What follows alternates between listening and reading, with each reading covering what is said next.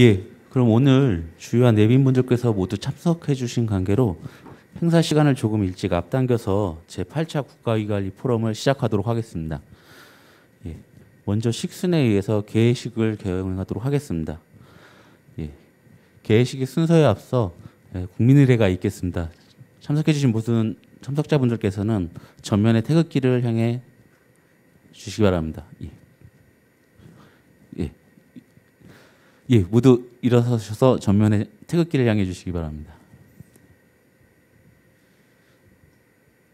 예, 국기에 대하여 경례.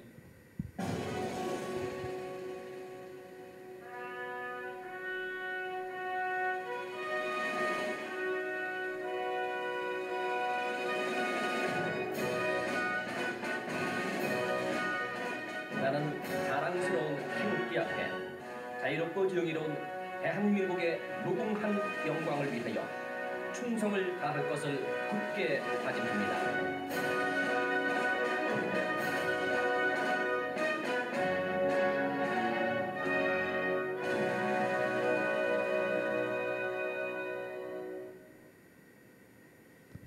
예, 바로 애국가는 생략하도록 하겠습니다. 모두 자리에 착석하여 주십시오.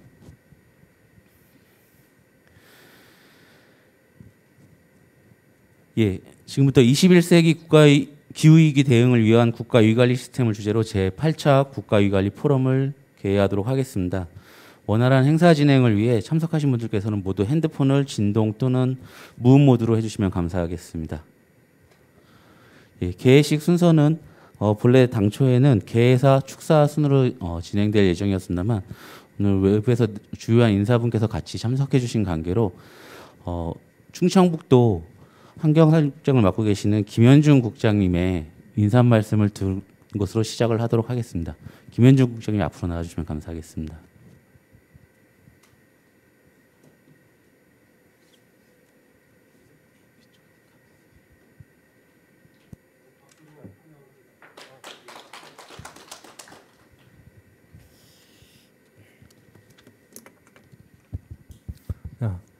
네, 안녕하십니까.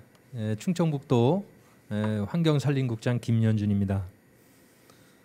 먼저 오늘 21세기 기후위기 대응을 위한 국가위기관리 시스템이라는 주제를 가지고 제8차 국가위기관리 포럼 개최가 된 것을 먼저 환영합니다.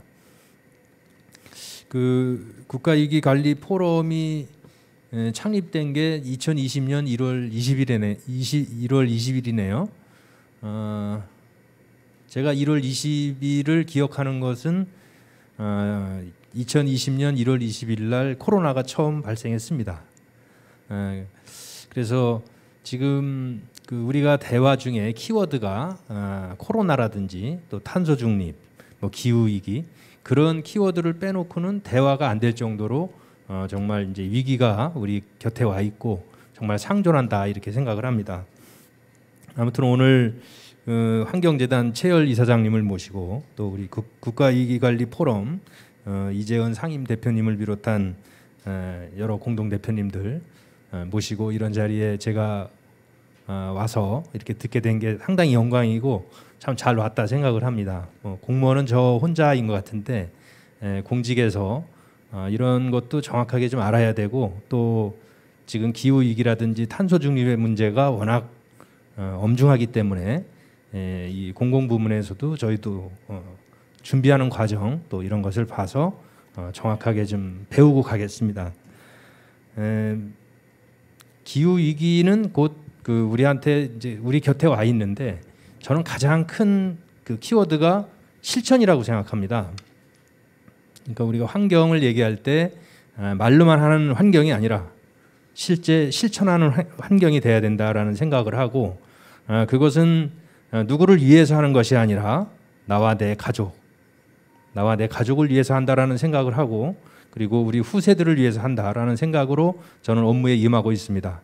아무튼 오늘 21세기 기후위기 대응을 위한 국가위기관리 시스템 이 포럼이 정말 의미 있는 포럼이 되고 저도 많은 배우는 자리가 될 수 있도록 기대를 하면서 간략하게 인사에 마치겠습니다. 네, 감사합니다.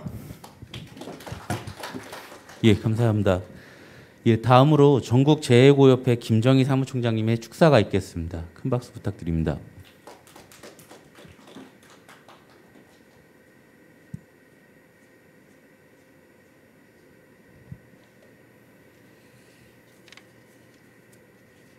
네, 안녕하십니까. 희망브리지 전국재해고협회 김정희 사무총장입니다. 저희 협회를 또 잘 아시는 분도 있고 모르시는 분도 있을 것 같은데요. 저희는 그 재난이 나면은 자연재난이 날 때 우리가 국민 성금을 이렇게 모아가지고 배분하는 기관이기도 하고요. 재구호법상에 그래서 행안부나 자치단체랑 밀접하게 일을 하고 있기도 하고요. 또 언론 기반의 우리나라 최초의 모금기관으로 올해 60년이 되는 그런 좀 오래된 기관이기도 합니다. 이번에 21세기 기후위기 대응을 위한 국가위기관리 시스템을 주제로 한 제8회 국가위기관리 이걸로 해야 될까요? 안 해도 되죠? 네, 포럼에 참석해 주신 내빈 여러분께 진심으로 감사드립니다. 포럼을 계획해 주신 이재은 교수님, 또 발제를 맡아주신 최열 환경재단 이사장님, 토론에 참여해 주시는 오재호 공동대표님, 네, 또 토론자 여러분들께 또 감사드립니다. 저희가 희망브리지 차원에서 국가위기관리 포럼과 그 연 깊은 관계를 맺게 된 것도 3년이 돼가는 것 같습니다. 그동안에 국가위기관리학회와 충북대학교 국가위기관리연구소, 위기관리 이론과 실천, 또 이재민 사랑본부 재난관리연구소, 녹색청주협의회, 충북지속가능발전협의회 관계자분들께도 깊이 감사드립니다. 그동안 인류는 경제성장과 삶의 편리함만을 추구하면서 기후변화라는 문제에 직면해 왔습니다. 기후변화에 따른 환경위기는 이제 우리의 안전과 생존을 위협하는 수준이 되었습니다. 사실 재난을 담당하고 있는 저희 기관으로서도 2018년에 100년 이래 또 300년 만에 최고의 그 폭염과 맞닥뜨렸고요. 또 산불로 인해서 강원 산불로는 동해안 일대가 큰 피해를 봤고요. 지금 뭐 전 세계가 불이나 홍수로 고통을 겪고 있습니다만은 기후의 변화는 이제 더 이상 기후 변화라고 불리우기 어렵고요. 저희 연구소에서는 기후 재난이라고 이제 용어를 바꿔야 되는 시점까지 왔다고 봅니다. 10년 전, 20년 전에도 기후변화라고 국가나 우리 단체들이 대응해 왔지만은 실제로 국민들이 그거를 깊이 체감하지는 못하고 있는 것 같습니다. 더구나 이제 코로나 감염병 같은 재난과도 겹쳐 있고 이것이 기후의 또 재난과도 겹쳐서 저희가 작년에 집중호우로는 54일을 겪었습니다. 그렇지만 이게 또 코로나도 겪고 있기 때문에 한꺼번에 이게 몰려왔을 때 저희가 과연 어떤 국가적 역량이나 시민적 역량으로 이걸 극복할 수 있는지 많은 지금 실험과 또 실패와 도전과 또 이런 경험을 쌓아가고 있는 것 같습니다. 사실 그 재난이 반복되는 거에 비해서 아까 말씀 주신 것처럼 저희가 협력해가지고 민관이나 시민단체가 협력을 하지만은 실천의 문제만큼도 어떤 정책적인 정확한 방향성을 제시를 하는 그룹들이 많지는 않은 것 같습니다. 앞으로 더욱 심각한 기후재난은 늘어날 것으로 확실시 되고 있기 때문에 우리 앞으로의 삶의 방향이나 생태계나 인류나 산업이나 경제 전반에 전부 다 영향을 끼칠 것 같습니다. 어떻게 이것을 극복해 나갈지 어떤 정책적인 대안점들을 국가위기관리학회나 여기 모이신 전문가분들께서 해안을 갖고 제시해 주실지 기대도 되고 있고 또 꼭 그렇게 해야만 한다고 생각합니다. 지금 굉장히 어려운 일을 다 겪고 있지만 어려운 와중에도 이런 귀한 자리를 만들어주신 이재은 교수님께 특별히 감사드리고요. 모두 건강하고 잘 이런 포럼이 잘 마쳐지기를 기대합니다. 고맙습니다.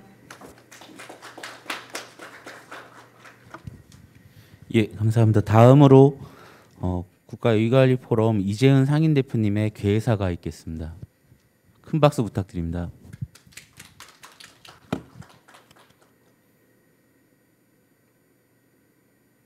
먼저 인사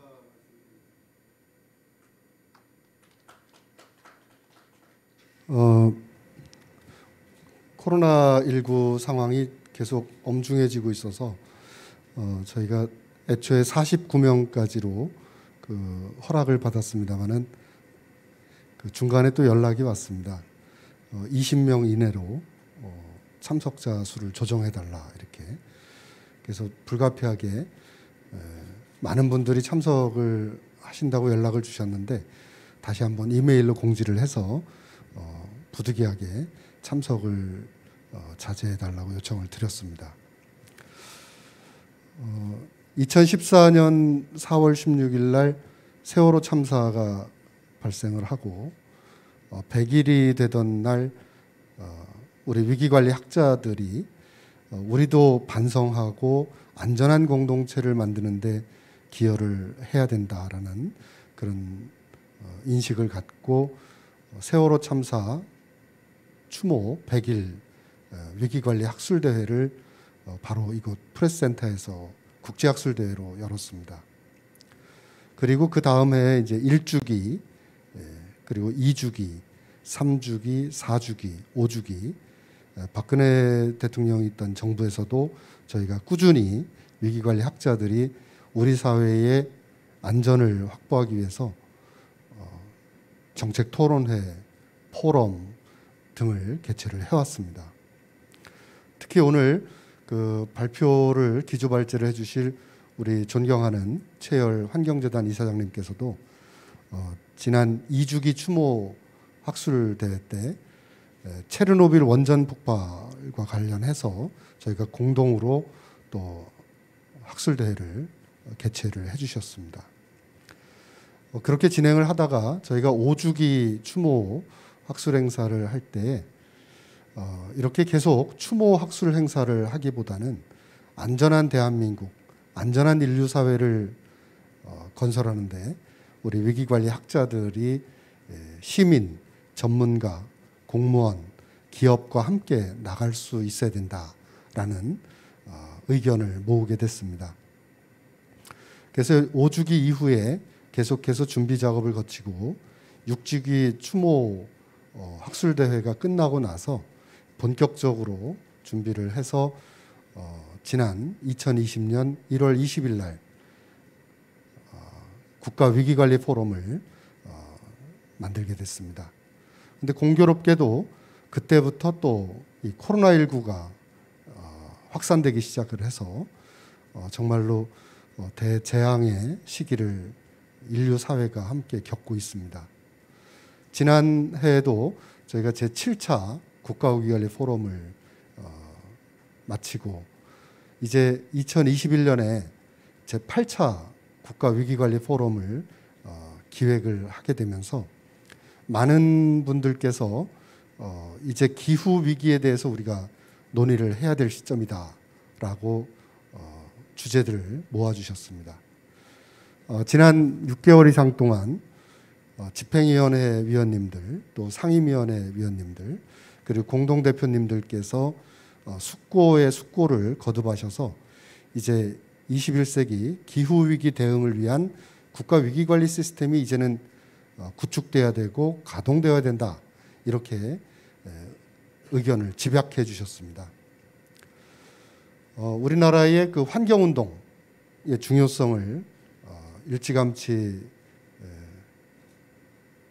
인식하시고 선두주자로 벌써 한평생을 바쳐오신 우리 최열 이사장님께 이 집행위원회에서 찾아뵙고 어렵게 당부의 말씀을 드렸고 기조발제를 부탁드리게 됐습니다. 오늘 이렇게 어려운 자리에 함께해 주신 최열 이사장님께 감사의 말씀을 드립니다.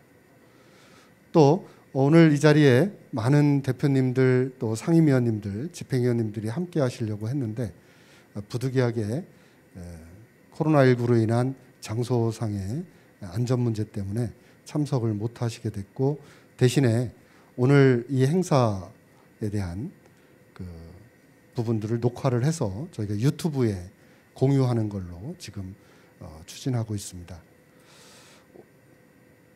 먼저 간단하게나마 오늘 함께해 주신 우리 대표님들 소개를 드리도록 하겠습니다. 오늘 여러 가지로 몸이 불편하신데도 직접 좌장을 맡아주시고 또 참석해주신 오재호 공동대표님 나오셨습니다. 박수 한번 보내주시기 바랍니다. 또 우리 지속가능 발전을 위해서 정말 젊은 시절부터 한결같이 노력해 오신 우리 박연수 공동대표님도 나오셨습니다.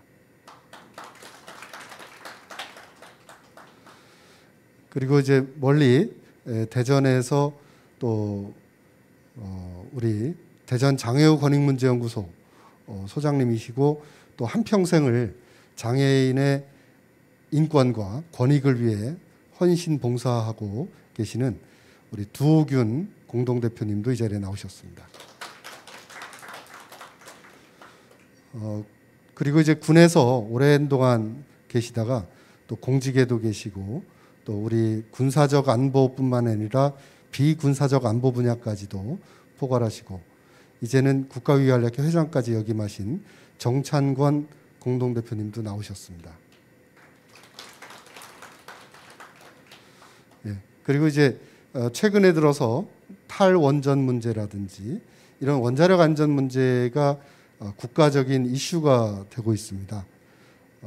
원전의 안전 문제를 가지고 노력하고 계시는 우리 이정윤 공동대표님도 나오셨습니다. 그리고 많은 분들께서 이 자리에 함께해 주셨는데요. 특별히 우리 또 충청북도에 환경국장님으로 계시면서 이 포럼이 개최될 거라는 소식을 아시자마자 제일 먼저 연락을 주셔가지고 오늘 인사 말씀까지 해주셨는데 충청북도 우리 국장님도 또 김현준 국장님도 이 자리에 나오셨고요. 방금 인사 말씀하신 이 재난 피해자를 돕는 우리 전국 재해고 협회의 김정희 사무총장님도 또 함께 하셨습니다.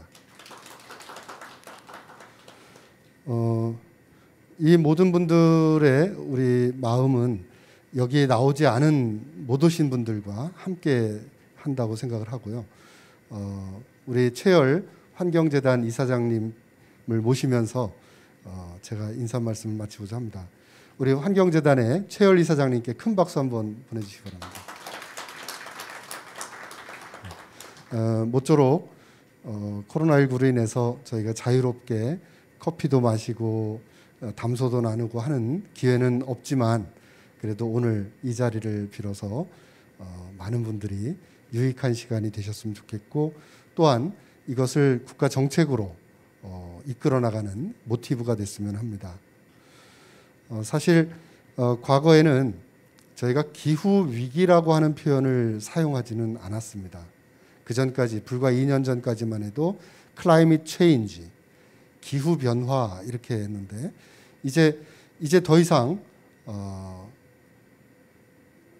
기후 변화만으로는 지금의 이 상황을 설명할 수가 없다.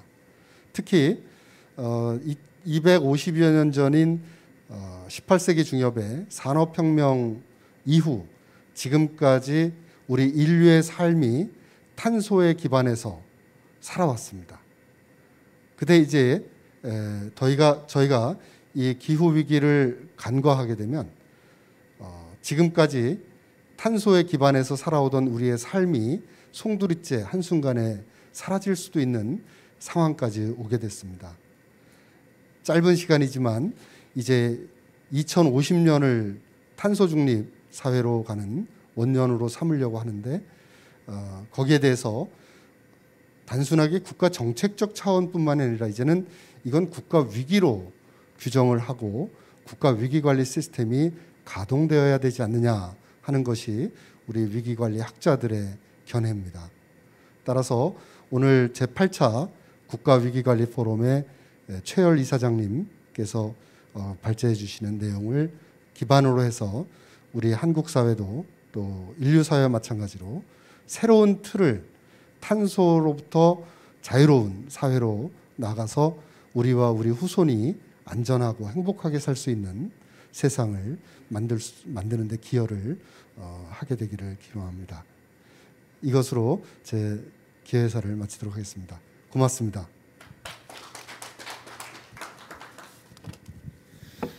예, 감사합니다. 그럼 이상으로 개회식을 모두 마치도록 하겠습니다. 제가 직접 소개를 못했었습니다. 사회를 맡은 저는 국가위관리 포럼 집행위원장을 맡고 있는 세안대학교 이주호 교수입니다. 예. 예, 그러면 잠깐 장례 정리 이후에 바로 기조 강연 시작하도록 하겠습니다.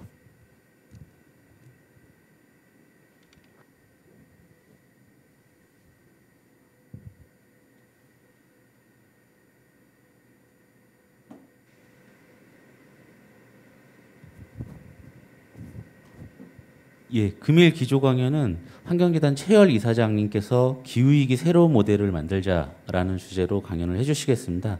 강연에 앞서 간략한 연사 소개를 드리겠습니다. 현재 최열 이사장님께서는 환경재단의 이사장을 맡고 계시며 그린수습포럼 공동위원장, 대통령 직속 미세먼지 국가기후환경위원회 위원으로도 활동 중이십니다. 예, 금일 주제 기후위기 새로운 모델을 만들자라는 주제에 대해서 뜻깊은 강연을 해주시겠습니다. 그럼 최열 이사장님을 앞으로 모시겠습니다. 큰 박수 부탁드립니다.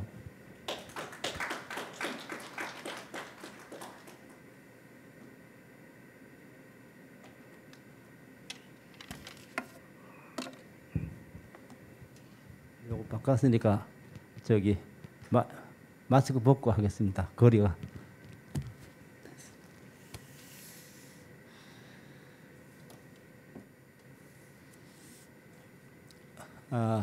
우선 반가운 분들이 많이 오셨네요. 우리 오재호 교수님은 제가 진짜 기후 환경 문제에 대해서는 존경하는 분입니다. 2009년에는 코펜하겐 기후 변화 당사국 총회에 함께 가서 아주 좋은 추억이 있습니다. 이재현 교수님도 어쨌든 위기 관리 문제에 대해서는 가장 오랫동안에 연구하시고 또 그 부분에 대해서 다른 사람들이 생각하지 못하는 좋은 내용을 많이 담고 있다고 생각합니다. 저 개인적으로는 이런 모임에 잘 이제 나오지 않습니다. 제가 몇 년 전부터 이제 젊은 후배들도 많으니까 저는 후배들한테 맡기고 제가 꼭 해야 될 일을 좀 해야 되겠다. 그래서 사양을 했습니다. 사양했는데 뭐 요청을 해서 그러면 제가 어떻든 44년 전에 제가 한평생 환경운동을 해보겠다 그런 결심을 하고 지금도 한 길로 가고 있습니다. 그런데 어쨌든 이제 최근에 들어와서는 많은 사람들이 기후 환경 문제가 좀 심각하다 그런 얘기를 참 많이 하고 있어요. 많이 하고 있지만 조금 전에 국장님이 말씀하신 대로 심각하다 그러면 우리가 구체적인 실천 행동을 해야 됩니다. 그렇지 않으면은 변화가 되질 않는 거죠. 그래서 제가 옛날부터 말만 하는 사람한테 제가 농담으로 그래요. 말로는 돌멩이 하나 움직일 수 없다. 구체적인 행동을 해야 되는데 그 행동을 하기 위한 가장 더 중요한 거는 체험을 해야 됩니다. 체험하지 않고 행동이 나오질 않아요. 그래서 제가 오늘도 여기 오면서 이게 무슨 얘기를 해야 될까? 뭐 책에 다 나오는 내용을 가지고 제가 또 얘기하는 것보다는 제가 좀 생각한 내용을 좀 중심으로 좀 말씀드리겠습니다. 뭐 어떻든 상 중에서 가장 권위 있는 상이 노벨상이죠. 노벨상. 또 노벨상을 탄 사람들의 또 모임이 있습니다. 그 모임에서 지금 우리가 살고 있는 이 시대에 우리 인류에게 가장 위협이 되고 있는 게 뭔가? 그런 부분에 대해서 그분들이 토론을 했습니다. 토론했는데 첫 번째가 압도적으로 기후 환경 문제입니다. 그다음에 두 번째가 핵 전쟁에 대한 위협입니다. 핵 전쟁은 뭐 전쟁이라고 할 수는 없지만 어쨌든 45년 8월 6일, 8월 9일 히로시마와 나가사키에 핵이 투하되면서 핵이 얼마나 무서운 걸 알고 있지만 아직은 핵을 사용하지 않았습니다. 그다음에 이제 세 번째가 감염병을 비롯한 질병입니다. 그러면 지금 현재 우리가 지금 처해 있는 건 지금 뭐냐? 가장 위협이 되는 두 가지를 지금 겸하고 있어요. 우리가 코로나 바이러스에 의해서 우리 인간이 갇혀버렸습니다. 갇혀버려서 우리가 이렇게 몇 명 모이지 않은 사람들끼리 얘기할 수밖에 없는 세상이 됐어요. 저녁에 가까운 친구들하고 밥도 먹고 뭐 술도 한 잔 먹으려고 해도 2명이 모이는데 어떻게 합니까? 2명이 술을 먹고 뭐 이렇게 얘기를 할 수가 있습니까? 그러면 왜 우리가 이렇게 갇혔죠? 우리 인간이 왜 이렇게 갇혔어요? 바이러스는 활기를 치고 변종을 해서 끊임없이 우리 인간에게 질병을 지금 확산시키고 있는데, 우리는 과학기술이 발달한 이 시대에 우리가 원래 작년에 1, 2월 달에 발생했을 때는 우리가 좀 노력하면은 이게 잠잘만 해지겠지 뭐 백신이 없어도 가라앉겠지 이렇게 생각했는데, 이제는 1년 반이 지났는데 더 확산되고 있습니다. 그러니까 코로나는 갇히고 지금은 전 세계가 어떻게 됐습니까? 전 세계가 지금 불타고 있어요. 시베리아 그 동태에 우리 남한 면적의 1.6배가 지금도 타고 있습니다. 우리가 현장을 못 가서 그렇지 그 현장은 뭐 얼마나 뜨겠습니까? 그 연기가 가로 세로 3,200km, 4,000km까지 연기가 퍼져가지고 알라스카까지 갔어요. 거기서 나온 온실가스가 3억 톤입니다. 우리나라에서 1년에 나오는 온실가스가 얼마죠? 12억 톤이에요. 우리가 세계에서 온실가스 10입니다. CO2 7이에요. 그게 산불이 하나 나면서 그렇게 어마어마한 온실가스를 내고 먼지를 내고 숲을 태우고 이런 세상에 살고 있습니다. 한 지역만 그러면 특별하다 이렇게 생각할 수 있지만은 전 세계가 다 타고 있어요. 남미도 지금 불난 데가 굉장히 많습니다. 뭐 미국을 비롯해서 캐나다, 뭐 그리스, 터키, 뭐 스페인, 이게 방 아래서 그렇게 난 게 아니잖아요. 지구가 뜨거워져서 결국은 이렇게 많은 불이 나고 우리 인간을 비롯하는 많은 생명체가 지금 생명을 잃고 있습니다. 그런데도 특별한 변화가 없어요. 뭐 선진국 몇 나라는 적극적으로 노력한다고 그러지만은 독일 같은 경우에도 독일에도 비가 와가지고 어떻게 됐습니까? 홍수가 나고 160명이라는 귀중한 생명체가 잃고 과거에 있지 않은 일이 계속 나타나고 있거든요. 그래서 저는 이럴 때 우리나라 같은 경우 우리나라는 어떻든 면적도 좁고 기후 위기가 어떻게 보면은 덜 난다고 또 생각할 수도 있어요. 우리나라 조건이 그렇지만 우리나라가 온실가스를 내고 그렇게 함으로써 주변에 있는 해수면도 상승하고 지금도 폭염, 금년에도 폭염이 지금 한 달 지금 이어지고 있지 않습니까? 또 저작년에도 또 폭염이 왔지 않습니까? 작년에는 또 54일간 비가 오지 않았습니까? 그럼 이게 완화될 것인가? 앞으로 더 심해질 것인가? 그거는 누구든지 다 알 거예요. 더 심해질 수밖에 없다. 그럼 심해질 수밖에 없다 그러면은 일단은 전문가 집단이나 이 문제에 대해서 가장 중요한 역할을 하는 정부 부서라든지 이런 쪽에서도 준비를 하고 계획을 세워야 되지만 우리 국민들도 관심을 가질 수 있도록 만들어야 되거든요. 그러니까 국민의 관심을 가지도록 만들려면 어떻게 해야 됩니까?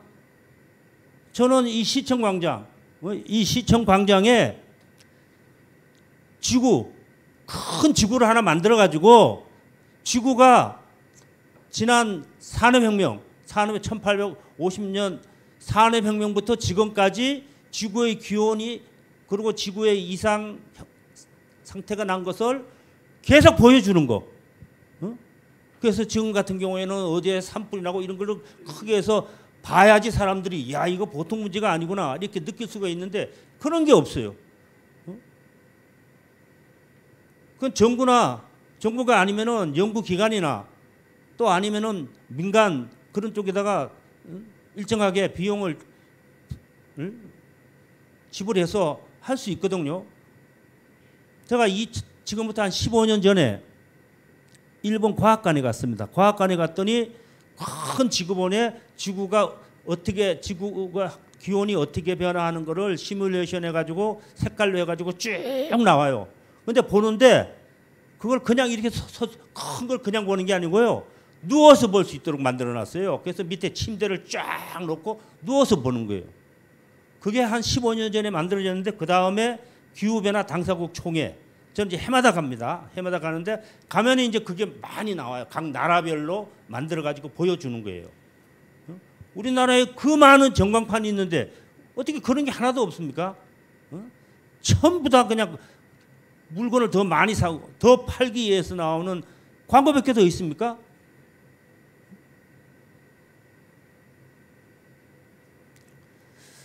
저는 이제 그걸 보면서 우리 국민들의 수준이 높아져야지 정치인도 바뀝니다. 공무원도 바뀌어요. 우리가 투표를 해가지고 당선된 사람이 국민의 수준에 맞게 그 사람들이 선거운동을 하고 전략을 짜는데 지금 대선 예비 후보들이 기후환경 문제 이런 거에 대해서 토론하고 논쟁을 하고 있습니까? 몇 사람이 그냥 개인적으로 와가지고 그냥 이벤트 비슷하게 하지 실제로 이 문제를 해결하기 위해서 우리의 산업구조를 어떻게 바꿔야 될 것인가. 그 산업구조를 바꾸려면은 어떠한 로드맵을 통해서 어떤 인력이 필요하고 어떤 전문가들이 참여하고 그러면 그 산업구조를 만들므로써 새로운 일자리가 어떤 게 생기고 그다음에 기존의 일자리가 어떻게 없어지고 이런 걸 전체적으로 쫙 정리를 해가지고 그것을 가지고 자기 직업이 없어지고 질 사람들에게 새로운 비전을 주고 이런 내용이 지금부터 막 TV 토론을 통해서 대선 후보들이 해도 늦은데 그런 얘기를 하나도 하질 않고 무슨 끊임없이 온실가스를 많이 배출하는 뭐를 만든다 건설한다 새만금에다가 공항을 만든다 뭐 흑산도에다가 공항을 만든다 이게 말이 됩니까? 프랑스는 400km 이내는 비행기가 이제 이착륙 못하도록 했잖아요. 저는 이제 그런 걸 보면서 제일 처음 말씀드리고 싶은 거는 어떻든 이 체험한 사람, 체험을 하든지 체험한 사람이 얘기를 듣든지 아니면 그런 체험한 내용을 영상물이든지 이런 걸 가지고 많은 사람들이 보게 해야 된다. 그래서 제가 개인적으로 좋아하는 사람 중에 한 사람이 레오나르도 디카프리오입니다. 레오나르도 디카프리오는 세계적으로 가장 유명한 배우 아닙니까? 그 사람이 2016년에 아카데미상을 받았어요.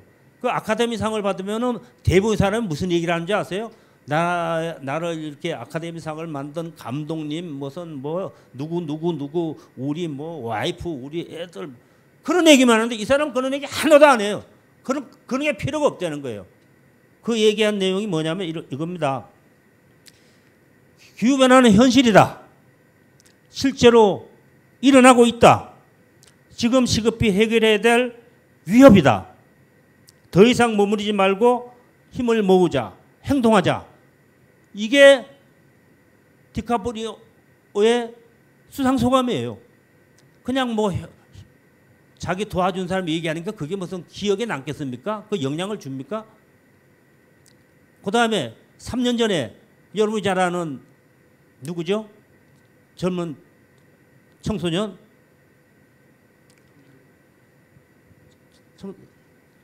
그레타 툰베리. 그 15살 된 소녀가 일주일에 한 번씩 스웨덴 국회의사당에서 1인 시위를 하고 그것이 불이 붙어가지고 수백만 명의 청소년들이 시위를 하고 외치고 있습니다. 또 우리나라도 청소년 기후행동이라는 모임이 만들어져가지고 청소년들이 끊임없이 기성세대에게 욕을 하고 있어요. 그래서 툰베리가 2년 전에 UN 정상회담에서 연설한 내용이 있어요. 연설한 내용도 제가 간단하게 적어왔습니다. 여러분이 공기 중에 배출해 놓은 수천억 톤의 이산화탄소를 제거할 임무를 우리와 우리 자녀에게 떠넘겼다. 그래서 기후재난으로 고통받고 죽어가고 있다. 생태계가 무너지고 있다. 대멸종이 시작되고 있다. 여러분은 돈과 끝없는 경제 성장에 매달리고 있다. 석탄, 석유, 화석 연료를 법으로 금지해야 된다. 탄소 배출 규제를 강화해야 된다. 이런 얘기를 했습니다. 유엔 정상들이 스피치를 하면요, 거의 대부분이 자요. 똑같은 얘기를 반복하니까. 그래서 툰베리가 딱 눈을 부릅뜨고 하니까 자는 사람이 있습니까? 자다가 다 깼어요. 디카프리오도 마찬가지입니다. 제가 저작년에 박리문 총장을 만났더니 디카프리오 얘기를 하는 거예요. 정상들이 얘기하면 보통 7분 스피치를 하는데 다 똑같은 얘기거든요. 그러니까 다 자는 거예요. 근데 디카프리오가 탁 나오니까 전부 다 탁 깨드리는 거예요. 그게 뭡니까? 진정성이거든요. 그냥 말로 연기로 하는 게 아니고 진짜 몸으로 뛰는 거거든요. 그래서 디카프리오는 어떻게 합니까? 디카프리오 환경재단을 만들어가지고 직접 자기가 영화를 다큐멘터리 영화를 만들었어요. 전 세계를 다니면서 재난의 현장을 보고 찍은 그 사람이 그 사람이기 때문에 노벨상 아카데미상을 받았어도 그런 수상 소감을 하고, 그다음에 광고도 마찬가지입니다. 광고도 화석 연료로 가솔린이나 디젤로 가는 차 광고 일체 안 해요. 광고를 해도 뭐라 선택하는 거예요. 전기 자동차, 환경에 영향을 적게 주고 환경을 살리는 그런 쪽의 광고나 캠페인만 하는 거예요. 저는 이제 그걸 보면서 우리나라가 국민소득 34,000달러가 되고 이제는 공식적으로 선진국이 됐는데 어떻게 이 정도 수준밖에 안 되는가?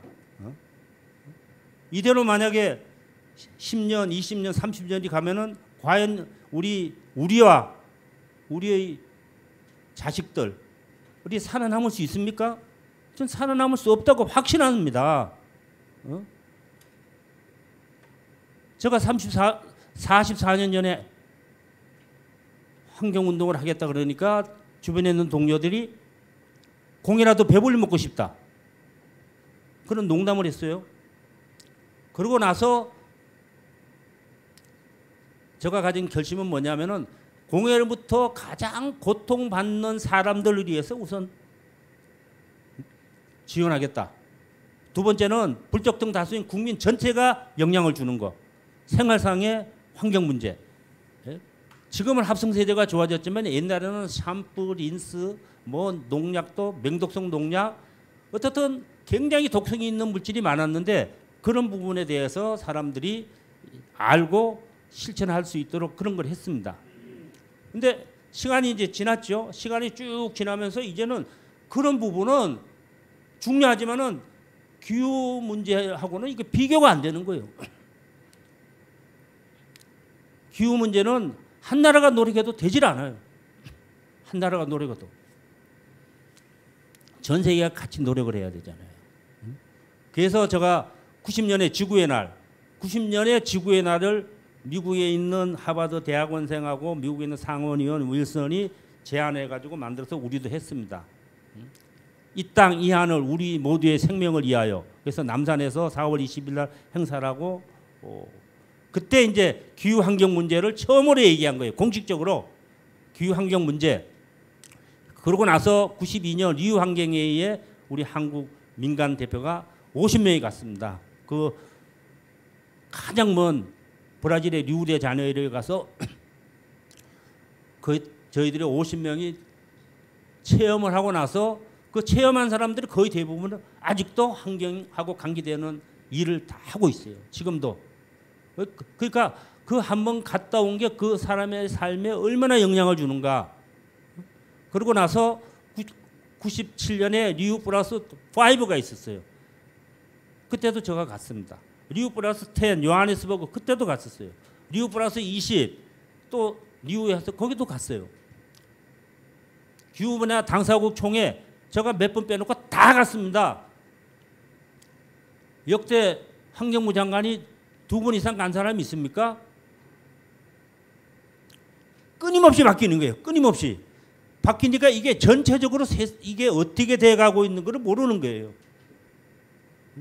근데 제가 그걸 보니까 너무너무 빨리 변하는 거예요. 가속도가 붙은 거예요. 가속도가 붙어가지고 IPCC 과학자들 모임이 그저께 발표를 했죠. 자기네들이 예측한 것보다도 더 빨리 왔다.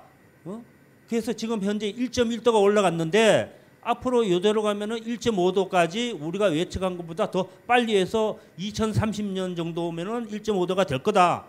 그렇게 이제 발표를 했어요. 근데 저는 그 다음에는 더 빨라진다고 봅니다. 더 빨라져요. 더 많은 산불이 나고요. 그 다음에 산불이 나면 거기에서 어떻게 됩니까? 온실가스가 또 나오죠. 그 다음에 동토가 녹잖아요. 동토가 녹으면은 메탄가스가 나오면은 훨씬 빠르게 올라갈 수밖에 없거든요. 그러면 그때는 방법이 없습니다. 지금 바이러스는 그냥 같이 살 수밖에 없어요. 어제 의대 교수님하고 얘기했는데 이제 같이 살 수밖에 없다. 바이러스 같이 살 수밖에 없다. 그러면 기후변화 문제 해결하는데 제일 중요한 게 뭡니까? 제일 중요한 게 뭐죠? 지구를 이렇게 덥게 한 거는 탄소 통조림이에요. 탄소 통조림. 석탄, 석유, 가스. 과거에 있던 나무들이 지각 변동에서 땅 속에 들어가서 그게 석탄이 되고 또 석유가 되고 가스가 되고 그 탄소 통조림이 공짜니까 그냥 막 쓰는 거예요. 막 쓰다가 보니까 지구가 가지고 있는 환경 용량이 있을 거 아닙니까? 탄소 발자국. 환경 용량이 어떻게 됐습니까? 금년은 7월 29일이 환경 용량을 끝난 날이에요. 그러니까 우리가 금년에 1년 동안에 쓸 부분을 7월 29일 날 다 써버렸어요. 그럼 그 다음에는 마이너스 아닙니까? 그러니까 지금 우리는 환경 용량의 1.7배를 지금 쓰고 있는 거예요. 1.7배. 그럼 우리나라는 어떠냐? 우리나라는 3월 20 며칠이 3월 28일인가가 끝이에요. 그러니까 우리는 3개월, 우리나라는 3개월을 쓰면은 우리나라는 환경 용량을 쓰는 겁니다. 그래서 우리가 지금 현재 이 정도 살려면은 우리 땅에 8배를 쓰고 있는 거예요. 우리 땅에 8배. 한번 생각해 보세요. 우리나라 목재 나무 자급률이 몇 %입니까? 여기 아까 산림 쪽에 계신 분 한 분 오셨는데 몇 %예요? 우리 목재 자급률 10%도 안 됩니다. 그죠? 4%죠? 14%. 그러니까 어떻든 10% 조금 넘죠. 식량 작업률 어떻게 됩니까? 쌀 빼고 콩, 밀, 옥수수 거의 다 수입하잖아요. 철강 다 수입하죠. 석유, 석탄, 가스 다 수입하죠. 우라늄 다 수입하죠. 우리가 입는 런닝 밴드 다 목화 다 수입하죠. 그거를 우리의 자연 환경에 내뿜으면서 우리가 34,000달러가 된 거 아닙니까? 그러니까 우리가 미세먼지, 여러분이 잘 아는 초미세먼지, 초미세먼지로 우리가 1년에 죽는 사람이 12,000명이에요. 초미세먼지가 12,000명 죽는데 그 중에 뇌졸중으로 죽는 사람이 34%입니다. 서울 어디에서 이걸 분석을 하는 거예요, 결과. 그 다음에 심장마비가 23%. 그 다음에 폐렴, 폐암 이렇게 돼 있어요. 그러니까 우리가 뇌졸중으로 죽었다 그러면 그냥 뇌졸중으로 죽은 걸로 아는데 뇌졸중에 죽은 원인의 가장 큰 부분이 초미세먼지입니다.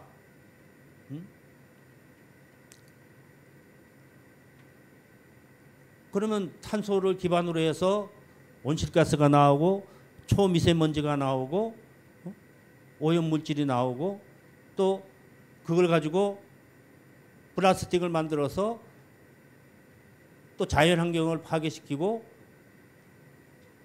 이렇게 해서 어떻든 석탄, 석유, 가스 이 기반을 변화시키지 않으면 인류가 살아남을 수 없다. 그래가지고 이제 나온 게 뭡니까? 자연에너지입니다. 자연에너지. 예? 땅속에 있는 에너지는 그게 환경에 영향을 적게 준다 그래도 언젠가는 고갈이 된단 말이에요. 그죠? 그거는 쓰면 쓸수록 줄어들고 가격이 올라가는 거예요. 근데 자연에너지는 과학기술이 발달하면은 할수록 가격이 떨어지는 거예요. 그죠? 햇빛. 일단은 햇빛이 공짜 아닙니까? 바람도 공짜 아닙니까? 땅속에 있는 지열도 공짜 아닙니까?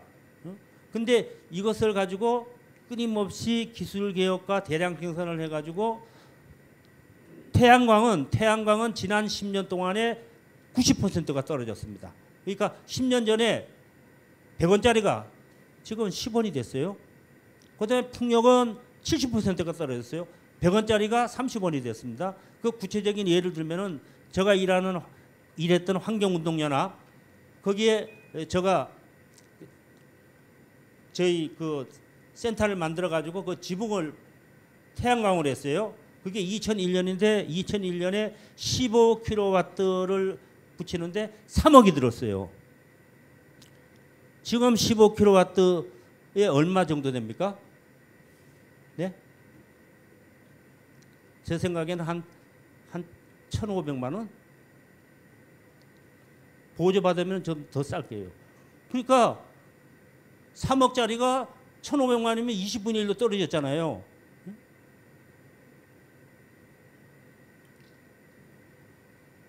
그래서 지금 전 세계적으로 태양광을 가장 많이 한 나라가 어디죠? 중국입니다. 풍력 미국, 그다음에 북유럽, 북해 그쪽이 바람이 좋기 때문에 계속 만드는 거예요.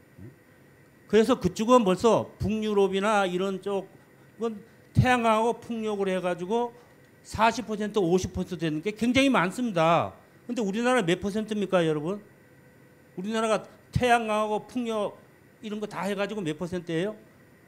쓰레기, 플라스틱, 뭐 쓰레기 이런 것도 다 신재생, 그냥 재생에너지가 아니고 우리는 또 친재생에너지 그래서 그런 걸 또 다 쳐요. 그거에서 6%예요, 6%. 그 태양광을 붙이는데 태양광 가지고 이제 숲을 잘라가지고 태양광 만든다 그래서 어떻게 됐죠? 막 조중동에서 계속 공격하고 있지 않습니까? 태양광이 환경을 파괴시키는 게 아니라 태양광을 설치하는 방법이 나빠가지고 지금 문제가 되는 거 아닙니까? 그럼 태양광을 어떤 식으로 설치하는 거에 대한 매뉴얼을 잘 만들어서 그 매뉴얼을 지자체나 각 지역에서 그 기준을 만들어서 만들면 되는데 그게 되지는 않은 거예요. 왜냐? 그것이 돈 버는 업자들한테 넘어갔기 때문에. 돈 버는 업자들이 넘어가니까 뭐 환경에 신경을 씁니까? 그냥 어떤 대량으로 크게 만들면 돈을 번다. 그거는 태양광 같은 거는 어떻게 되냐? 햇빛은 공유지기 때문에 햇빛은 그 지역에 있는 주민들과 그것을 만드는 사업자하고 일정하게 공유를 해야 되는 거예요. 공유를 해야지 갈등도 안 생기고 일자리도 생기고 그렇게 해서 해야 되는데 그 시스템이 안 된 거죠. 안 된 거니까 그 다음에 나온 게 뭡니까? 태양광 풍력 이거는 환경을 파괴시키는 산업이다. 그래가지고 나온 게 이제 원자력이 나온 거예요. 원자력. 여러분 원자력이 그게 환경을 파괴시켜요? 안 시켜요? 한번 터지면 어떻게 됩니까? 얼마 전에 윤석열 뭐라 그랬죠? 예비 후보죠. 예비 후보. 그분이 뭐라 그랬어요? 후쿠시마에서 방사능 물질이 하나도 안 나왔다 그랬어요. 저는 직접 후쿠시마 현장 10km까지 갔습니다. 그 20km까지 다 철망을 쳤는데 제가 10km까지 갔어요. 그때 김영춘 의원하고 유인태, 그 우원식 뭐 해가지고 우리가 갔거든요. 그래서 방사능 측정기를 가져갔어요. 그래서 도쿄에서 측정한 거하고 우리 10km까지 간 거하고는 250배가 차이 나는 거예요. 250배. 아니 윤석열 예비 후보가 얘기한 대로 하나도 안 나왔다 그러는데 그 반경 20km를 흙을 5cm를 전부 다 그리고 모아가지고요 어마어마하게 큰 검은 포대에다가 막 끝이 없습니다. 그리고 지금 그 안에는 들어가지도 못해요. 노심이 녹아가지고 들어갈 수가 없어요. 로봇도 들어가면 바로 그냥 저기 스톱이 됩니다. 그래서 그것에 대한 피해를 지금 일본 쪽에 이제 정부 그다음에 뭐 전문가로 해가지고 나왔는데 한 500조가 든다는 거예요. 500조. 여러분 500조가 우리나라 1년 예산 아닙니까? 그 사고가 나가지고 500조가 나는데 예? 그게 어떻게 경제적입니까? 환경에 영향을 안 줍니까? 그래서 독일은 어떻게 됐어요? 독일은 내년까지 17개 있었던 원전이 독일에 다 이제 끝납니다. 다 폐쇄해요. 응? 그럼 왜 그러냐? 지금 전 세계에서 에너지를 생산하는 발전 생산하는 거에 원자력의 비중은 전체 코스트의 3%예요. 제일 많은 게 태양광, 풍력, 원자력이에요. 그리고 원자력은 체르노빌 사고 때 426기가 있었어요. 1986년에 426기가 있었는데 지금 몇 개죠? 지금 443개예요. 미국이나 이런 데는 옛날에 건설한 거가 새로 건설 안 해서 계속 줄어드는 거예요. 그러니까 원자력이 좋다 나쁘다 이거는 어떻게 판단하냐면은 아주 가장 쉬운 방법이요. 미국은 원자력 발전을 사기업이 하기 때문에 원자력 발전, 태양광, 풍력, 가스, 석탄, 수력 그걸 똑같이 이제 똑같은 비용으로 10억이면 10억 달러를 지고 다 지어요. 다 짓고 나면은 그 가격이 형성될 거 아니에요. 시가가 형성될 거 아니에요. 우리가 아파트 지으면은 어떤 데는 올라가고 내려가듯이 제일 지금 현재 미국에서는 제일 시가가 높은 게 뭐냐면 아직은 가스입니다. 가스. 제일 싼 게 뭔지 아세요? 원자력이에요. 원자력이 제일 쌉니다. 그래서 미국은 원자력을 안 짓는 거예요. 79년부터 원자력이 새로 지은 게 하나도 없어요. 왜냐? 그 지역에 있는 주민들이 반대하니까. 반대하면 어떻게 되죠? 안전에 대한 시설에 대한 투자를 많이 해야 돼요. 그럼 안전에 대한 시설 투자를 많이 하면 코스트가 높아져요. 그럼 경제성이 없어요. 그래서 미국에 있는 웨스팅하우스, 뭐 백세일 이런 거가 다 어떻게 됐습니까? 사양화된 거예요. 그걸 도시바 일본 도시바가 사서 하서 도시바도 그것 때문에 그 사업 부분은 망한 거 아닙니까? 그래서 나온 게 다시 요번에 지금 누구죠? 마이크로소프트 창업주. 그게 이제 소형 원자를 또 얘기를 하고 있습니다. 소형 원자로 그 쉽지 않아요. 뭐든지 우리가 코스트는 대량 생산을 하고 규모가 커야지 코스트가 떨어지죠. 조그만 거를 많이 짓는 건요. 훨씬 코스트가 많이 듭니다. 그리고 거기서 나오는 핵폐기물은 어떻든 처리를 해야 되는데 그 처리하는 방법이 없잖아요.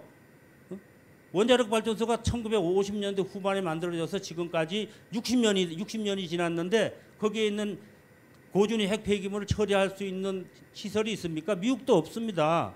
지금 유일하게 만들고 있는 나라가 핀란드예요. 핀란드. 그것도 땅 속에 수분이 하나도 없는 소금광 거기에서 지금 이제 처음으로 지금 이제 건설하고 있습니다. 그러니까 그 쉽지 않아요. 그래서 이제 하려면 결국은 할 수 있는 방법은 에너지원은 현재의 과학기술이나 현재의 시스템으로는 태양광, 풍력, 지열이나 이런 걸 중심으로 갈 수밖에 없어요. 그럼 이제 그걸 가지고 가면 태양광이나 풍력은 어떨 때는 해가 있을 때만 나오고 풍력은 바람이 불 때가 되니까 그것만 너무 많이 설치하면은 이게 안정성이 없잖아요. 그래서 거기서 나오는 전력을 가지고 뭘로 하냐면은 수소를 만드는 거예요. 그래서 지금 현재는 그린 수소가 적지만은 지금 현재 수소는 뭐냐면은 가스에서 수소를 뽑아내는 게 있고요. 그 다음에 포스코라든지 이런 공장에서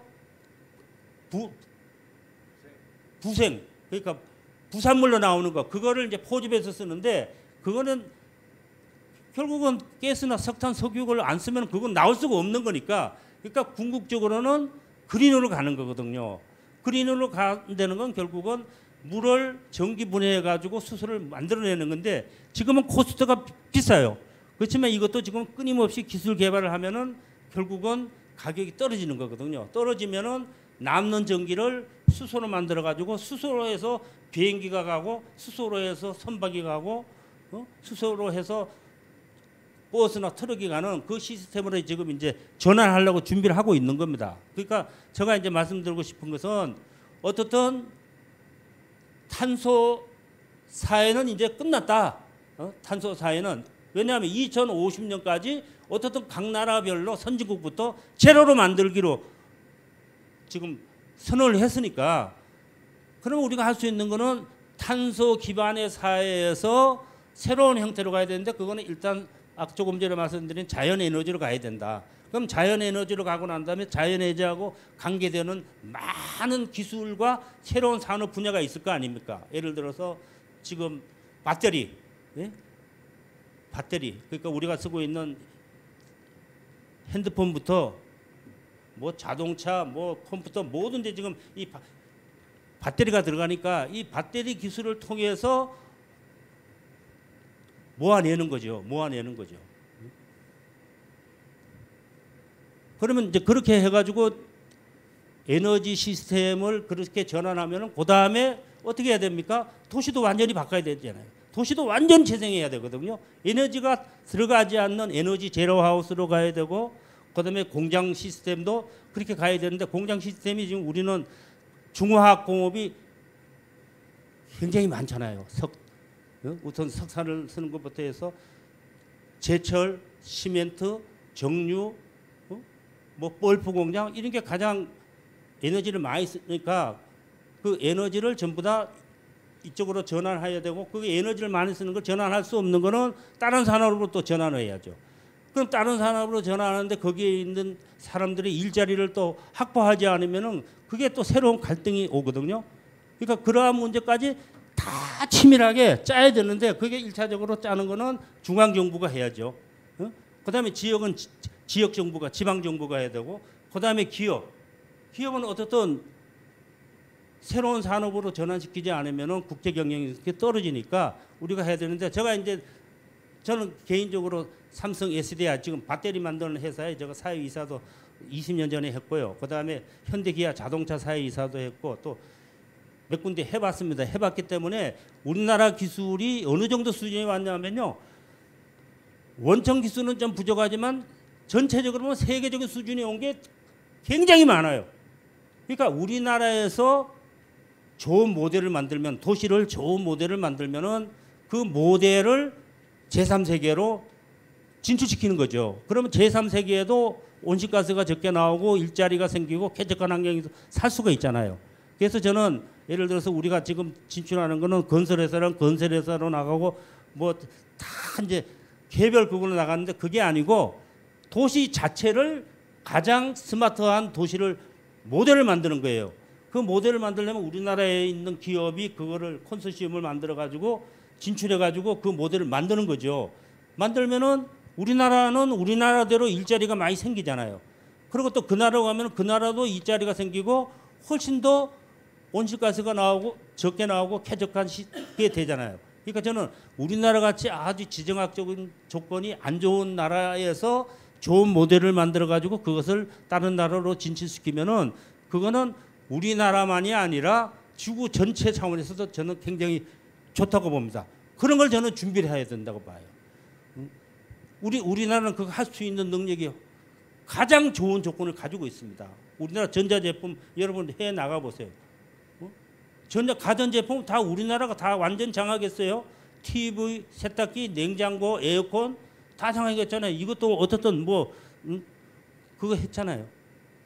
자동차도 마찬가지고 전기 자동차, 수소 자동차. 그래서 저는 우리가 좋은 모델을 만들었으면 하고요.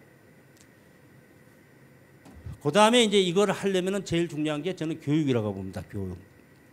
저는 어린이들하고 참 많이 같이 캠프도 많이 했어요. 그래서 어린이들한테 배워서 제가 어린이 책을 한 15권 정도 냈는데 그 어린이들이 가지고 있는 생각이요. 어른보다도 훨씬 뛰어나요. 한 예를 들어볼까요? 몇 년 전에 우리 어린이들이 그 3명이 한 조가 돼가지고 이제 자기네들이 제목을 정하는 거예요. 그 제목 정한 것 중에서 제가 기억나는 게 여기 하나 적었는데요. 제목이 아주 우리 어른이 보면 깜짝 놀래요.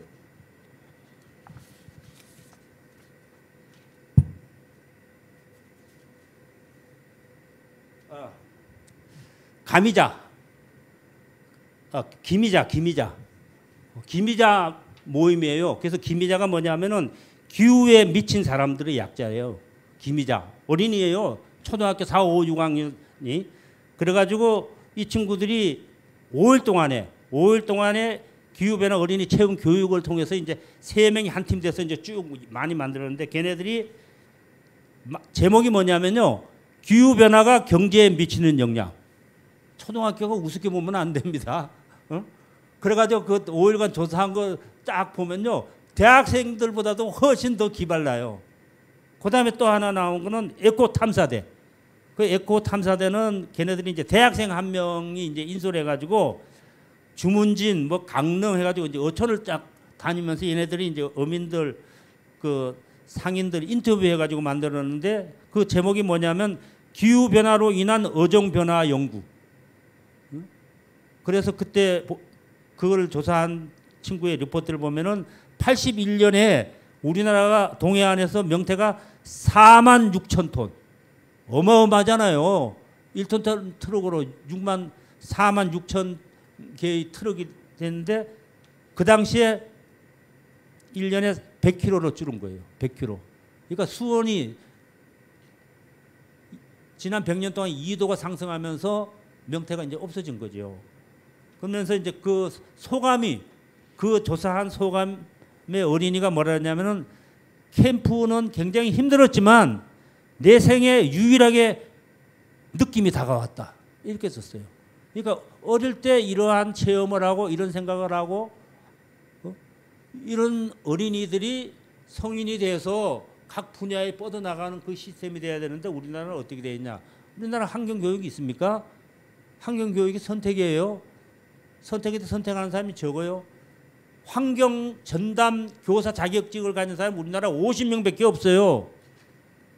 아니 세계에서 환경이 이렇게 안 좋은 사회에 환경이 의무 교육이 돼야 될 거 아닙니까? 내년에 새로 이제 교과 과정이 바뀌는데 그러면 지금부터 이런 부분을 공론화 시켜서 내년에는 이제 초등학교, 중고등학교 다 의무 교육을 시키더니 의무 교육이 안 되면은 1년에 뭐 20시간, 20시간, 30시간, 30시간 그 시간을 할당하고 그 다음에 체험 교육을 해야 됩니다.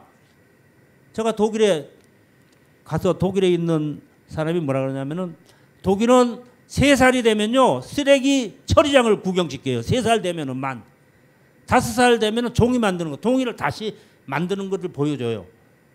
7살이 되면 초등학교 1학년이 되면요 비가 안 오면은 무조건 그냥 맨몸으로 오라 그래요. 맨몸으로 가서 맨몸으로 그냥 자연 환경을 체험하고 그거 느낀 거 가지고 토론하는 거예요. 그게 학교 교육에 그런 게 필요하지 않습니까? 그거를 우리 NGO가 그걸 대신하는 거예요. 그 몇 사람을 하겠습니까?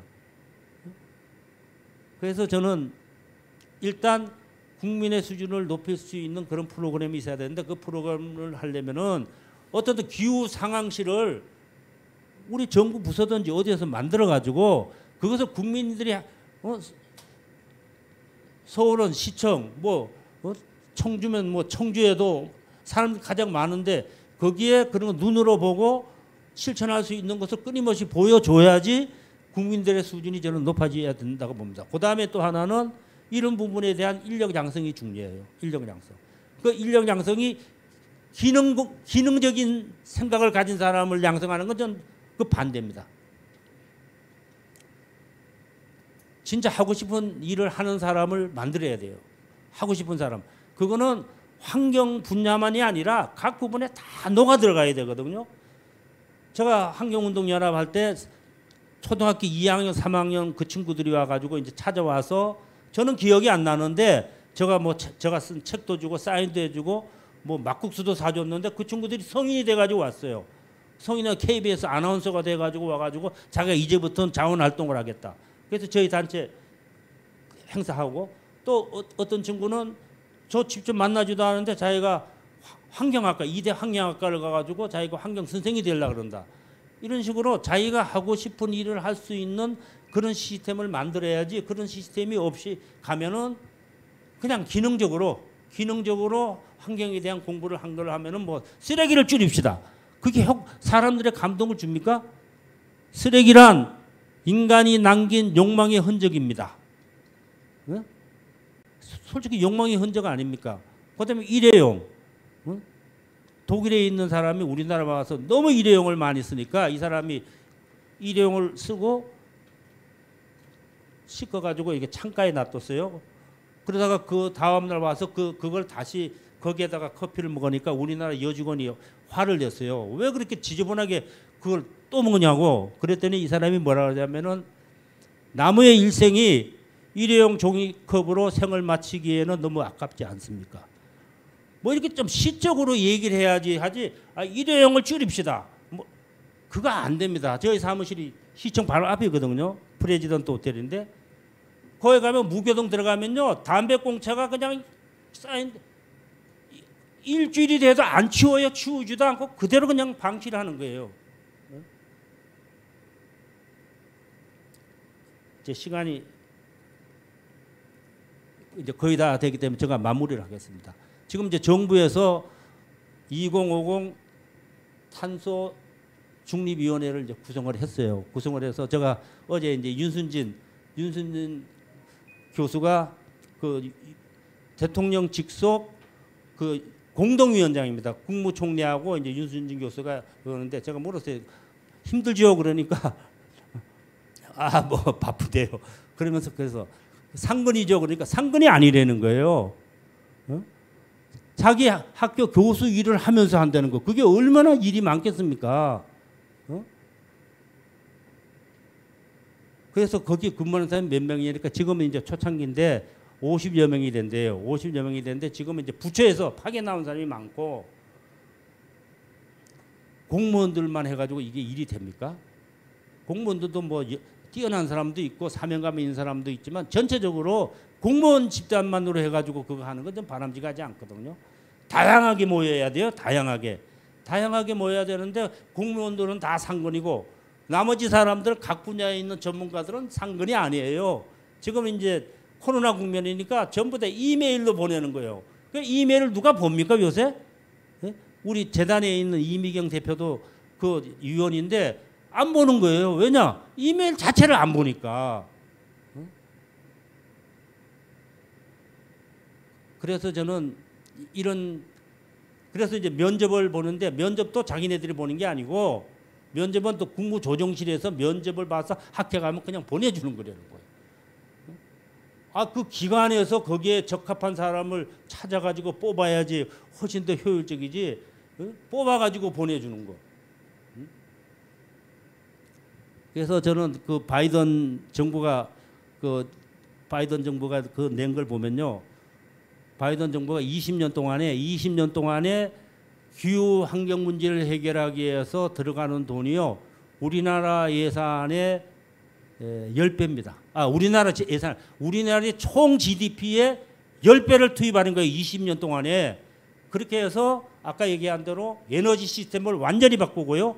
도시 시스템을 완전히 바꾸고요. 도시 시스템의 빌딩, 에너지 제로 하우스로 바꾸고 신규, 그다음에 교통 시스템, 그다음에 교통 자동차 이런 것도 전부 다 전기 자동차 이런 걸로 전환시키고 그런 걸 해가지고 일자리를 몇 개 만드냐면 2천만 개를 만든다는 거예요. 새로운 일자리를. 그렇게 해서 이제 완전히 기후 위기 문제를 해결하면서 새로운 일자리로 새로운 사회로 이제 가는 그걸 발표를 막 하잖아요. 그러면 우리나라는 그걸 뭐 하고 있는 거예요? 우리나라는 2050년 시나리오를 세 개를 내고요. 2030년 그거 안 나온 거예요. 아니 2030년을 먼저 하고 나서 2050년이 나와야 되는데 2050년을 한 거는 그 30년 뒤에니까 뭐 그거 준비하는 사람들 거의 다 죽든지 아니면 뭐 늙어 있겠지. 예? 그 다음 세대가 해야 될 부분을 먼저 하려고 그러는 거예요. 그래서 제가 윤선진 교수에게 했더니 이제 준비를 하려고 그런다. 그러면서 뭐라 하냐면 그 담당 공무원들 환경부나 이런 데서 내질 않는다는 거예요. 내질 않으니까 추진이 안 되는 거죠. 그래서 저는 이제 그걸 보면서 결국은 이런 부분은 그것이 중요하다고 생각하는 사람들이 일단 시작을 해야 된다. 시작을 하고 그것이 지금 조금 전에도 말씀드렸듯이 지금 위기 국면이니까 뭐 위기 국면은 세월호 이런 것도 있지만은 지구 전체 차원에서 지금 78억인데 78억의 생존권, 물론 기후 위기라는 것은 모든 사람이 똑같이 당하는 건 아닙니다. 선진국에서 낸 것이 개도국에서 피해를 보고 또 같은 나라에 있는 사람 중에서도 여유 있는 사람보다 여유가 없는 사람에게 영향을 주기 때문에 결국 그것도 불평등하고 또 연결이 돼 있거든요. 그래서 이제 이러한 문제를 해결할 수 있는 그 시스템을 지금부터 늦었지만 빨리 만들어야 된다. 왜냐? 우리는 그래도 역동성이 있기 때문에 역동성을 가지고 빨리 이것을 구축을 해서 또 많은 사람들이 참여할 수 있는 시스템을 만들어내는 게 지금 오늘 국가위기관리 시스템의 한 부분이 아닌가 이런 생각입니다. 그래서 그 위기관리 시스템에 대한 것은 자료로 이제 막 이제 지금 나오기 시작하더라고요. 그래서 그런 부분은 우리가 이제 그걸 찾아보고 좀 우리가 해야 될 부분은 빨리 그런 것이 행동으로 또 시스템으로 그리고 또 매뉴얼로 로드맵으로 이것이 빨리빨리 정착될 수 있는 그런 요구를 하고 그것이 대선 후보들이 중요한 쟁점이 돼서 당선자가 그걸 채택할 수 있는 쪽으로까지 가야지 당선자가 전혀 그런 거에 관심이 없다 그러면은 우리의 4년은 완전히 후퇴하고 다른 나라하고는 비교할 수 없을 정도로 우리는 불이익을 당할 수밖에 없지 않느냐 이렇게 생각합니다. 그런 면에서 오늘 위기 관리 시스템에 그런 부분이 좀 더 많이 녹아 들어갔으면 하는 게 제 생각입니다. 이상입니다.